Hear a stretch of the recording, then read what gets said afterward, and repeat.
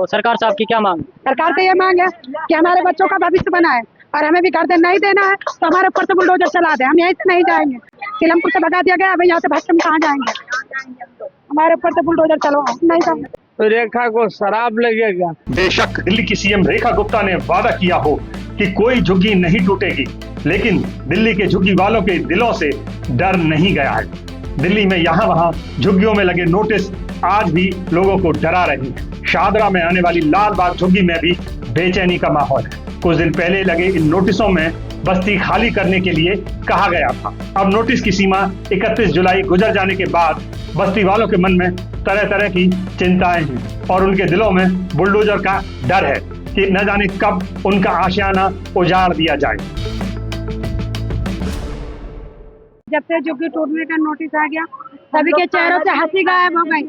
खानों में चूल्हा तक बनना बंद हो गया। कितने घरों में रो रो के दिन बीता। हमारे लोग के चूल्हा भी नहीं बढ़ते थे, हम लोग रोते थे, रात दिन ऐसे करते थे। हमारे बच्चे भी कहते थे ना ये क्या जाएंगे हम लोग, यही बात होती थी। सारी हमारे कोई घर जमीन तो है नहीं, बस यही बात थी। यही डर है कि कब बुलडोजर चल जाए और हम भैया हमारी रोटी भी बाहर, हमारे बच्चे स्कूल में जाए, घर से बेघर हो जाए, हम क्या जाएंगे बच्चों को लेके? ये हमें डर है भैया।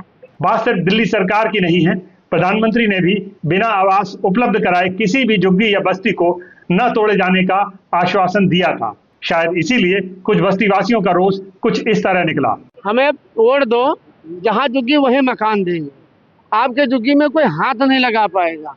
आप नोटिस लगा के तोड़ने की बात कर रहे हैं, तो हम यही कह रहे हैं नोटिस लगाया ठीक है, मगर जो रेखा गुप्ता ने और जो मोदी ने वादा किया था वो वादा हमारा पूरा कर दे। जो मतदाता हमारा लिया था महंगा वाला, वो या तो हमें वापस कर दे, हम यहाँ से छोड़ के चले जाएंगे, नहीं तो मुकर रहे मोदी या रेखा मुकर जाए। हम लोग यही कह रहे हैं मुकर जाए, वो झूठ बोल जाए तो गरीबों की बददुआएं लगेगी।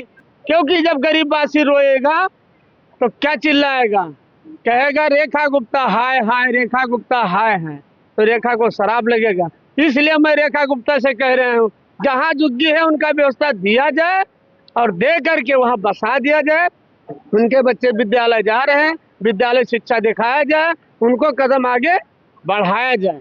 आप नेता आतिशी ने इस मुद्दे पर कहा कि 35 साल तक किसी सरकार ने इन झुग्गियों को नहीं छुआ, लेकिन यह भाजपा सरकार इन्हें ध्वस्त कर रही है। जी, मेरा नाम साबित राम है। आप कब से रह रहे हैं यहाँ पे? यहाँ 35-40 साल से रह रहे हैं सर। हम लोग यूपी में रहते थे, वहाँ नदी के तट पे रहते थे। नदी में बाढ़ आई और हमारे लोग घर मकान उसमें डूब गया। हम लोग वहाँ से जब यहाँ आए तब भी कोई सरकार था, तो हम लोग इसी में झुग्गी लगा लिया गया और धीरे धीरे अपने बच्चे के पढ़ाई लिखाई करवाने शुरू कर दिया गया। अब सोचते हैं हमारे बच्चे के भविष्य बन जाए, पढ़ लिख के कुछ उद्यम करें, कहीं घर मकान खरीद के रहना शुरू कर दिया जाए, लेकिन अब झुग्गी तोड़ फोड़ मचा रहे हैं। तो सरकार से हमारी विनती यही है कि हम लोगन को कहीं या तो ठिकाना दिया जाए, नहीं तो ये तो सरकारी है ही, एक ना एक दिन जाना तो है ही है।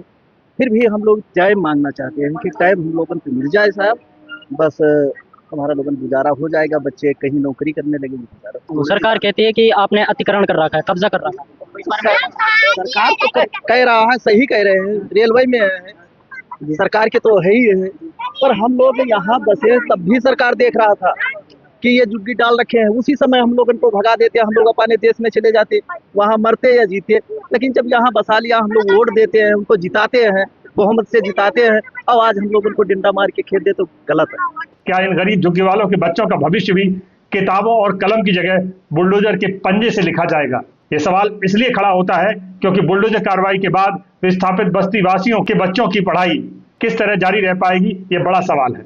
क्या इन झुग्गियों के उजड़ने के बाद लोगों को 2 जून की रोटी मिल पाएगी? क्या उनका रोजगार बचा पाएगा? ये सारे सवालों के जवाब आप सुन सकते हैं इनसे। केजरीवाल हमारे जो थे वो भी यही कहा था कि जब तक हम रहेंगे तब तक झुग्गीवासी गरीबों का हम मदद करते ही रहेंगे। और हमारा व्यवस्था जब बन गया यहाँ पर, तो हमारे बच्चे जो छोटे थे वो विद्यालय जाने लगे, वो शिक्षा पाने लगे। बहुत से लड़के नहीं पढ़ रहे थे, वो अपने काम करने लगे, नौकरी पर लग गए। कोई 8,000 पे है, कोई 5,000, कोई 7,000 पे है। आज ये बताओ, हमें कोई व्यवस्था नहीं दे रहे हो रहने का। सीलमपुर की झुग्गियां टूटने के बाद में भी हमें कुछ नहीं दिया गया, वहाँ से भी भगा दिया गया। सीलमपुर से बगैर घर का कर दिया गया।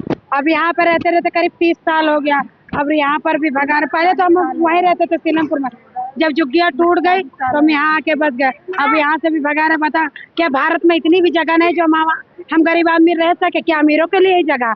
हम गरीबों के लिए कोई स्थान नहीं है। तो बता, हम गरीबी है जो घरों में नौकरी करते हैं, हम गरीबी है जो खाना बना के, हम गरीबी है जो अनाज उगा के आपको खिलाते हैं, हम गरीबी है जो सारा काम करके देते हैं। वरना बताओ, अमीरी कोई अपने घर में काम करता है? अमीर कुछ करता, गरीबी ही एक करता। एक गरीबी के हाथ के ही रोटियां तुम खाती हो, एक गरीबी के हाथ के कपड़े ही धो के तुम पहनते हो। गरीबी है जो सब कुछ तुम्हें करके देता है, वरना तुम अपने घर का चूल्हा तक नहीं जला सकते अमीर आदमी बिना गरीबों के। अभी तो हमने कभी सोचा नहीं कि कहीं और जगह ले, वरना कि हमारी आमदनी इतनी होती है। जब ना सीजन आता है शादियों का, उसमें तासे वासे बजाते हैं, वही हम खाते हैं। बाकी टाइम तो और कोई काम हमारे पास है नहीं, क्योंकि पढ़े लिखे हैं नहीं। तो जब नोटिस आया तो सभी के चेहरे से स्माइल, हंसी चली ही गई थी। मानो ये था कि तरफ से कि समझ जा सबके तो मरने ही वाले थे, कि बता बेघर हो जाएंगे, इतनी पब्लिक है, जाएंगे तो कहाँ जाएंगे, कहाँ रहेंगे। और हमारे पास इतने पैसे भी नहीं थे कि हम कहीं और जगह ले सके, क्योंकि इतना तो हम अभी कमाते नहीं भैया। जो कमाते हैं सीजनों में कमाते हैं, जो शादी होती है तब उसके घरों में ढोल ताशे बजाते हैं। जब सीजन नहीं होता तो खाली बैठे रहते हैं, अपना वही रूम सूखा सूखा खा गुजर बसर करते हैं बस।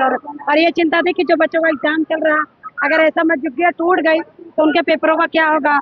एक तो हम पढ़ कर आ रहे, हमें लोग लूट लेते हैं, हम पढ़ नहीं पाते, हमें कोई भी ठग लेता। कम हम ये पढ़ जाएंगे तो मतलब कोई ठगेगा तो नहीं हमें।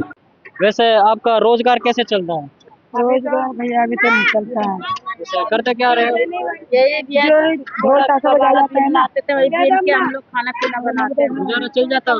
हाँ, 150 रुपए भैया जो सीजन बना जाता है ना भैया, उसी में पति जाते सारे दिन बजाने में 200 कभी 100 ऐसे ले जाते हैं, तो हमारा गुजारा चल जाता है। अभी तो भैया काम हम कुछ नहीं, तो हमारा गुजारा जैसे काट रहे डर की वजह से ही काम नहीं कर रहा। हाँ भैया, और सीजन भी लगा नहीं, अभी सीजन भी नहीं जा बच्चे भी स्कूल में नहीं, बच्चे भी स्कूल में डर के मारे नहीं जा रहे हैं। जब थोड़ा सोच लेना कि झुग्गी थोड़ा रुक गए तो बच्चे जाने लगे धीरे धीरे।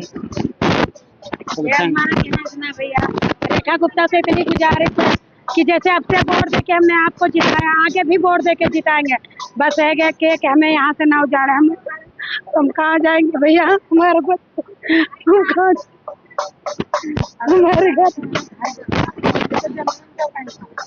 या तो हमें जगह दिलाओ, या तो हमारे ऊपर से बुलडोजर चलाओ। तो एक है ना, या तो हमें जगह दो या तो बुलडोजर चलाओ। हमारे बच्चों को ऊपर हम नहीं जाएंगे, यहाँ से कहीं भी नहीं जाएंगे, हम यही रहेंगे। बड़ा सवाल यह है कि क्या दिल्ली में वास्तव में बुलडोजर रुक गया है, या फिर भारी आलोचना के कारण कुछ दिन के लिए ऐसा हुआ है। दरअसल दिल्ली की सीएम रेखा गुप्ता ने मई में भी ऐसा ही बयान दिया था, लेकिन बुलडोजर फिर भी नहीं रुके थे। झुग्गीवासियों के दिलों में खौफ है। अब देखना यह है कि उन्हें राहत मिलती है या फिर बुलडोजर एक्शन फिर देखना पड़ेगा।